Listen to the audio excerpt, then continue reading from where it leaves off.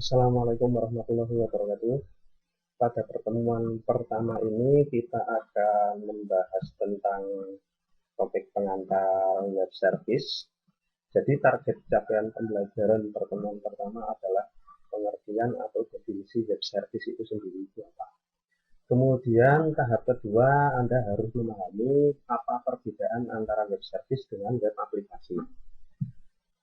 Target capaian pembelajaran ketiga dapat menunjukkan teknologi pada web service.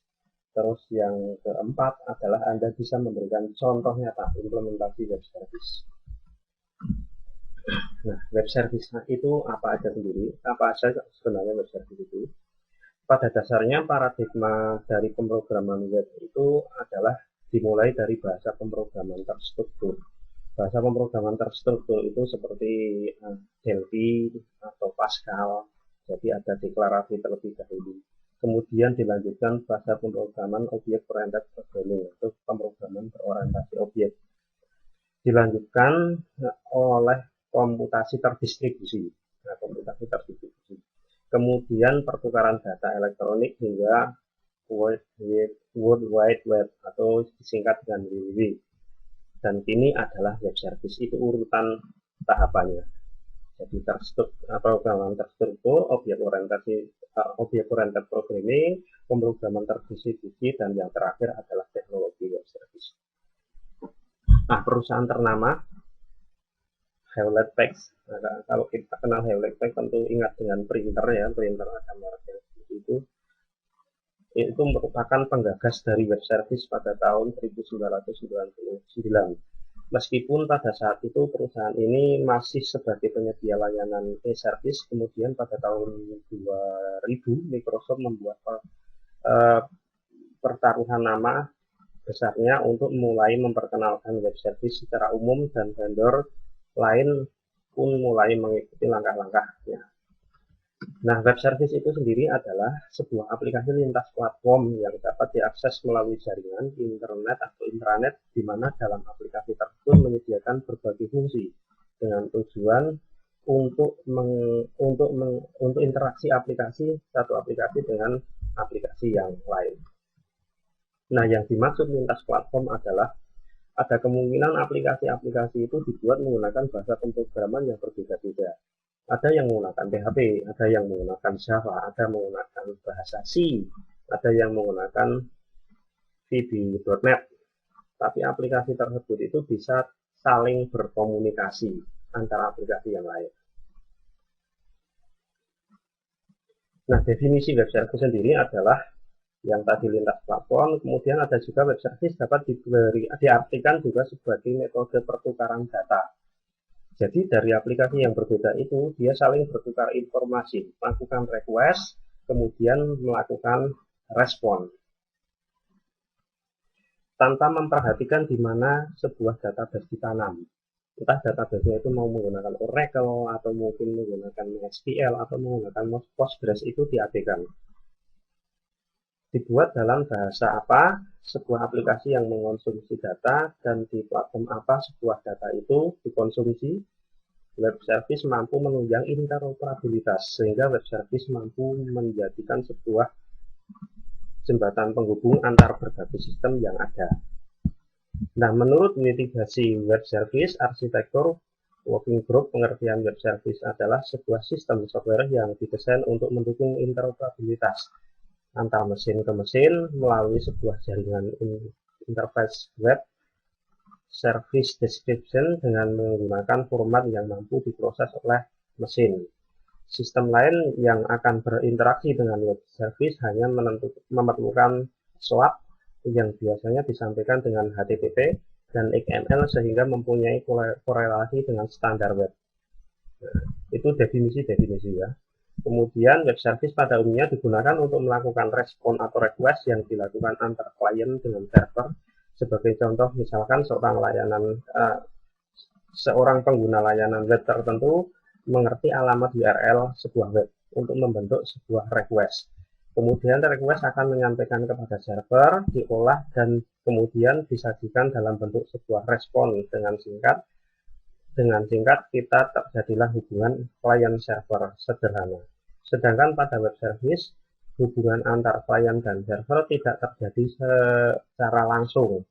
Jadi hubungan antara klien dan server dijembatani oleh file web service dalam format tertentu, sehingga akses terhadap database akan ditangani tidak langsung oleh server, melainkan melalui perantara yang disebut sebagai web service. Jadi peran dari web service itu akan mempermudah distribusi sekaligus integrasi database yang tersebar di berbagai server sekaligus. Nah, ini beberapa perbedaan antara web server dengan web aplikasi. Aspek yang dibedakan adalah yang pertama adalah tampilan.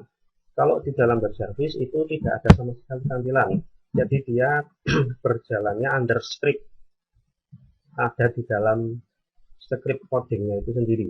Tapi kalau web aplikasi itu ada tampilannya. Contoh, Anda mengakses situs SIAKAP, Sistem Informasi Akademik, Anda akan melihat tampilan menu-menu. Anda di situ tinggal mengklik, itu ada tampilannya. Tapi kalau web service tidak ada tampilan sama sekali. Jadi kita berbicara dari sisi proses bisnisnya ya, dari sisi proses bisnisnya program. Kemudian dari sisi interaksi, kalau web service itu aplikasi dengan aplikasi, tapi kalau web service itu aplikasi dengan user. Contoh tadi di awal Anda mengakses sistem SIAKAP Sistemik El Rahma. Jadi Anda berhubungan dengan URL sistem SIAKAP El Rahma. Tapi kalau web service itu komunikasinya aplikasi dengan aplikasi. Kemudian aspek visual, yaitu berjalan di dalam script aplikasi, tetapi kalau web aplikasi itu di dalam browser. Kemudian beberapa karakteristik web service. Jadi seperti apa sih ciri-ciri web service itu? Yang pertama adalah message based, yaitu berbasis pesan. Artinya adalah web service menggunakan XML atau mungkin JSON. Jadi dua itu yang paling sering digunakan. Kalau nggak XML adalah JSON yang dipakai untuk representasi data. Representasi data itu menyajikan sebuah data. Dan lapisan transportasi data. Jadi menggunakan XML atau JSON menghilangkan jaringan sistem operasi dan meningkatkan platform aplikasi layanan berbagai web aplikasi yang sangat dioperasikan di tingkat inti mereka.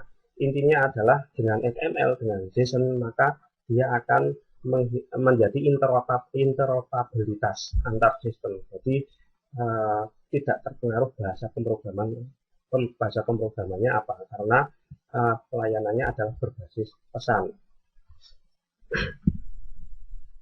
Kemudian yang ketiga adalah closely coupled. Itu adalah sebagai konsumen web service, kita tidak terikat pada layanan web tersebut secara langsung. Antarmuka web layanan dapat berubah sewaktu-waktu tanpa mengorbankan kemampuan untuk berinteraksi dengan layanan. Sistem erat yang menyiratkan bahwa logika klien dan server yang erat dengan satu sama lain, menyaratkan bahwa jika pertukaran satu antarmuka dengan antarmuka yang lain harus diperbarui.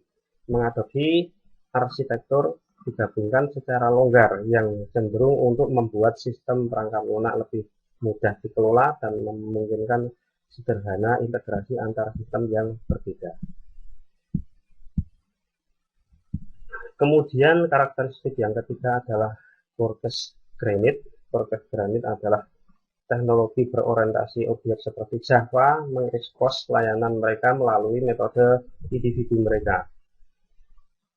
Metode individunya adalah terlalu halus operasi untuk menyediakan apapun kemampuan yang berguna pada tingkat perusahaan. Membangun program bisnis antarmuka yang mengekspos, mereka harus Borges Granite. Teknologi layanan web menyediakan cara alami untuk mendefinisikan Borges Granite layanan yang mengakses jumlah yang tepat dari logika bisnis. Kemudian memiliki juga kemampuan sinkronisasi data, sinkronis dan asinkronis data. Kemudian mendukung prosedur pemanggilan jarak jauh. Jadi support terhadap RPCS atau Remote Procedure Call. Kemudian juga mendukung dokumentasi asing, artinya adalah nanti semua bahasa pemrograman itu bisa mengakses penyeragaman layanan pesan yang ada di dalam web service, baik menggunakan XML ataupun menggunakan JSON. Beberapa teknologi pendukung web service, yang pertama adalah SOAP, atau singkatan dari Simple Object Access Protocol. Itu adalah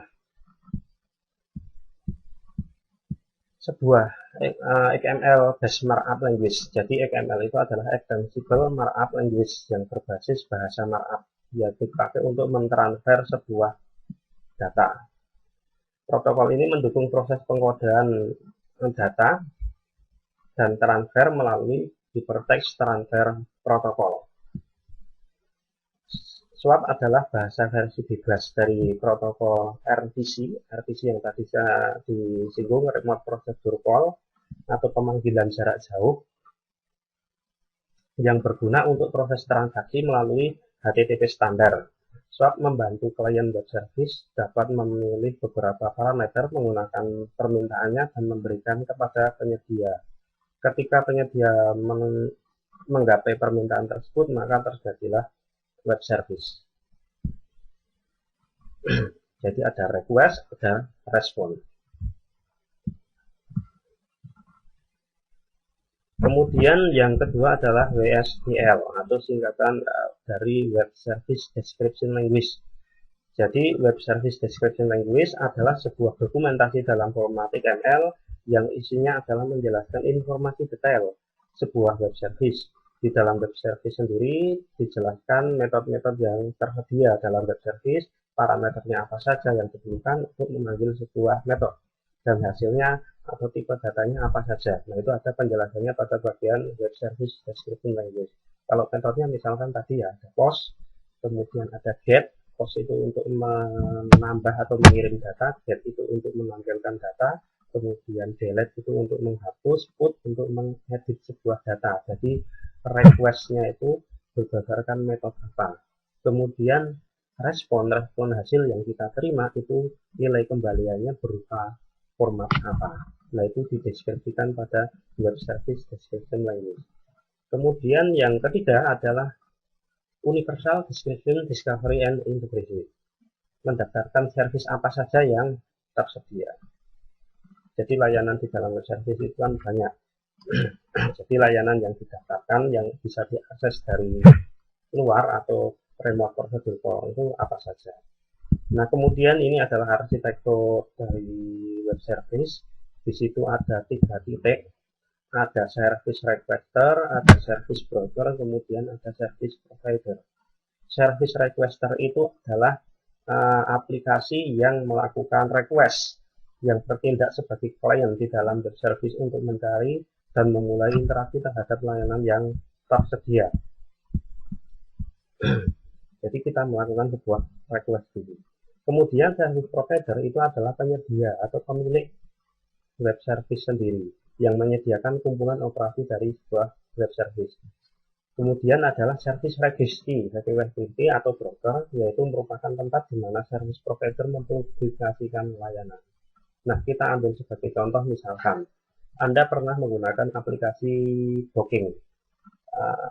Aplikasi booking misalkan Agoda untuk booking pesawat.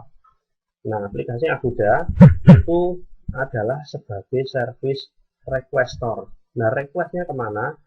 Ke penyedia layanan. Penyedia layanannya misalkan maskapai, saya sebutkan misalkan maskapai penerbangan A. Nah, maskapai penerbangan A itu memiliki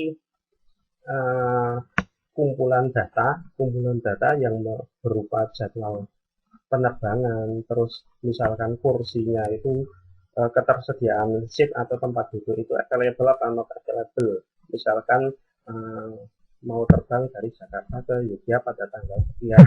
Nah, itu data-datanya itu miliknya maskapai penerbangan A. Nah, si Agoda ini dia melakukan request ke service provider. Ada nggak misalkan penerbangan pada tanggal 25 dari Jakarta, dari Yogyakarta menuju Jakarta. Nomor duduknya yang kosong, tempat duduknya yang kosong mana saja. Nah, ketika ada request seperti itu, maka si service broker ini dia akan melakukan pencarian kepada di dalam service provider, kemudian dikembalikan lagi ke dalam service requester berupa pesan. Nah, pesannya itu adalah hasil responnya, bisa berupa SWOT, bisa berupa XML, bisa berupa format JSON. Jadi hasil pesannya misalkan available atau not available, tersedia atau tidak tersedia. Kalau misal tersedia, maka nomor kursi berapa saja yang masih kosong atau belum dibooking. Nah, itu contoh nyata penggunaan dari web service kalau kita membaca dari arsitektur web service. Nah, kemudian operasi pada web service itu ada beberapa. Yang pertama adalah publish dan unpublish. Nah, publish dan unpublish itu menerbitkan atau menghapus layanan ke dalam di dalam atau menghapus atau menerbitkan atau menghapus layanan ke dalam atau dari registry. Jadi layanan ini masih bisa diakses dari luar atau sudah tidak bisa diakses. Kemudian yang kedua adalah find, operasi find, yaitu service requester itu mencari dan menemukan layanan yang dibutuhkan. Kemudian yang ketiga itu BIM, service requester telah menemukan layanan yang dicari, kemudian dia melakukan bimbing ke service provider untuk melakukan interaksi atau mengakses layanan service yang disediakan ke service provider. Kemudian setelah ketemu, dia akan respon ke service requester. Nah, ini beberapa operasi pada web service. Kemudian untungnya apa sih menggunakan web service? Yang pertama adalah web service menyediakan layanan interoperabilitas antar berbagai aplikasi perangkat lunak yang berjalan pada platform yang berbeda. Artinya platform yang berbeda adalah entah dia itu menggunakan sistem operasi Windows atau Solaris atau Macintosh, itu tidak masalah karena ada penyamaan persepsi komunikasi. Kemudian yang kedua adalah web service menggunakan standar atau protokol yang bersifat terbuka, HTTP, Hypertext Transfer Protocol. Nah, ini nanti ada pembahasan sendiri tentang HTTP. Kemudian web service mengizinkan pengguna kembali service dan komponen di dalam suatu infrastruktur. Misalkan tadi yang saya kasih contoh di awal adalah misalkan tentang ketersediaan jadwal penerbangan. Nah, itu bisa diakses dari berbagai service requester yang berbeda. Yang tadi contohnya misalkan Agoda, mungkin di tempat lain pada waktu jam yang sama ada aplikasi booking juga mengakses ke service provider. Nah, itu bisa digunakan kembali layanan servisnya. Kemudian yang keempat adalah web service dapat secara bebas digunakan atau yang disebut loosely coupled. Dengan demikian memudahkan suatu pendekatan terdistribusi pengintegrasian aplikasi. Nah, karena web service itu adalah komunikasi antara aplikasi dengan aplikasi, tidak menutup kemungkinan ada beberapa celah keamanan. Nah, celah keamanannya dalam web service itu ada semacam metode atau mekanisme untuk mengamankan proses pertukaran data. Yang pertama adalah bisa menggunakan XML encryption. Jadi pesannya itu dalam bentuk enkripsi dan nanti ketika pesan tersebut diterima itu dalam bentuk bisa didekrypt lagi. Jadi dia tidak tampil dalam bentuk plain text atau teks telanjang, tetapi dalam bentuk enkripsian. Jadi sandi yang sudah di atas. Kemudian ada juga XMS atau XML Key Management Specification. Ada Secure Assistant Language. Kemudian ada Web Service Security. Nah, kemudian nanti kalau yang di dalam pertemuan ini juga akan saya berikan contoh bagaimana cara mengamankan sebuah proses pertukaran data antar aplikasi menggunakan JSON Web Token. Kemudian aspek apa yang harus diperhatikan di dalam keamanan web service? Yang pertama adalah autentifikasi menggunakan public key infrastruktur atau Active Directory. Jadi gunanya adalah untuk mengetahui layanan ini itu dipakai oleh siapa, pada jam apa, requestnya menggunakan apa. Itu kalau ada autentifikasi itu bisa terekam. Nah, itu harus ada di dalam sebuah API, Application Programming Interface. Kemudian yang kedua adalah authorization. Jadi hak kontrol akses terhadap sebuah data. Boleh nggak toh data ini itu diakses dari luar? Boleh nggak ini langsung diganti? Nah itu diatur oleh authorization. Jadi beda ya, otentik sama otorisasi itu beda. Kalau otentifikasi adalah akses untuk menuju ke web service, kalau otorisasi adalah akses apa saja yang dibatasi dan tidak dibatasi pada sebuah web service. Kemudian confidentiality atau melakukan enkripsi pada pesan, jadi pesannya dienkripsi. Kemudian ada data integrity, jadi menerapkan secure security layer atau yang disebut SSL pada saat proses komunikasi data di dalam jaringan. Kemudian yang terakhir adalah non-repudiation untuk menggunakan teknologi digital signature atau timestamping untuk menerapkan audit atau log dalam setiap transaksi. Nah, gabungan ini non-repudiation dengan confidentiality itu di dalam teknologi JSON Web Token itu ada. Jadi dia juga ada digital signature-nya selain mengenkripsi sebuah pesan. Jadi digital signature dan enkripsi itu nanti yang dikirim. Jadi yang tidak memiliki otentifikasi di dalam web service maka dia tidak bisa sama sekali mengakses sebuah data. Ini sangat menarik sekali. Karena kalau komunikasi antara aplikasi dengan aplikasi itu memang ada mekanisme tertentu yang dipakai untuk mengamankan. Beda kalau yang komunikasi antar user dengan aplikasi. Misalkan kita dengan sebuah website, maka websitenya itu yang harus diproteksi. Tapi kalau aplikasi dengan aplikasi, maka datanya pun yang dipakai untuk request dan respon itu ada authentic. Nah ini beberapa contoh penggunaan web service. Pin and pick anything, anywhere.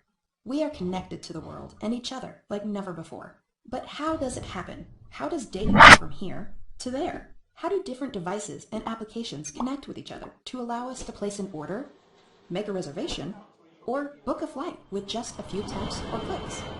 The unsung hero of our connected world is the Application Programming Interface, or API. It's the engine under the hood and is behind the scenes that we take for granted, but it's what makes possible all the interactivity we've come to expect and rely upon. But exactly what is an API? It's a question everyone... Okay, not really, but we're glad you did. The textbook definition goes something like this. In computer programming, an application programming interface, API, is a set of routines, protocols, and tools for building software. An API expresses a software component in terms of operations, inputs, outputs, and underlying types. Okay, to speak plainly, an API is the messenger that takes requests and tells a system what you want to do, and then returns the response back to you. To give you a familiar example, think of an API as a waiter in a restaurant. Imagine you're sitting at the table with a menu of choices to order from, and the kitchen is the part of the system which will prepare your order. What's missing is the critical link to communicate your order to the kitchen and deliver your food back to your table. That's where the waiter, or API, comes in. The waiter is the messenger that takes your request or order and tells the system, in this case the kitchen, what to do, and then delivers the response back to you, in this case, food. Now that we've whetted your appetite, let's apply this to a real API example. You are probably familiar with the process of searching for airline flights online. Just like at a restaurant, you have a menu of options to choose from. A drop-down menu in this case. You choose a departure city and date, a return city and date, cabin class, and other variables. In order to book your flight, you interact with the airline's website to access the airline's database to see if any seats are available on those dates and what the cost might be based on certain variables. But what if you're not using the airline's website, which has direct access to the information? What if you are using an online travel service that aggregates information from many different airlines? The travel service interacts with the airline's API. The API is the interface that, like your helpful waiter, can be asked by that online travel service to get information from the airline system over the internet to book seats, choose meal preferences, or baggage options. It also then takes the airline's response to your request and delivers it right back to the online travel service, which then shows it to you. So now you can see that it's APIs that make it possible for us all to use travel sites. The same goes for all interactions between applications, data, and devices. They all have APIs that allow computers to operate them, and that's what ultimately creates connectivity. So whenever you think of an API, just think of it as your waiter running back and forth between applications, databases, and devices to deliver data and create the connectivity that puts the world at our fingertips. And whenever you think of creating an API, think MuleSoft.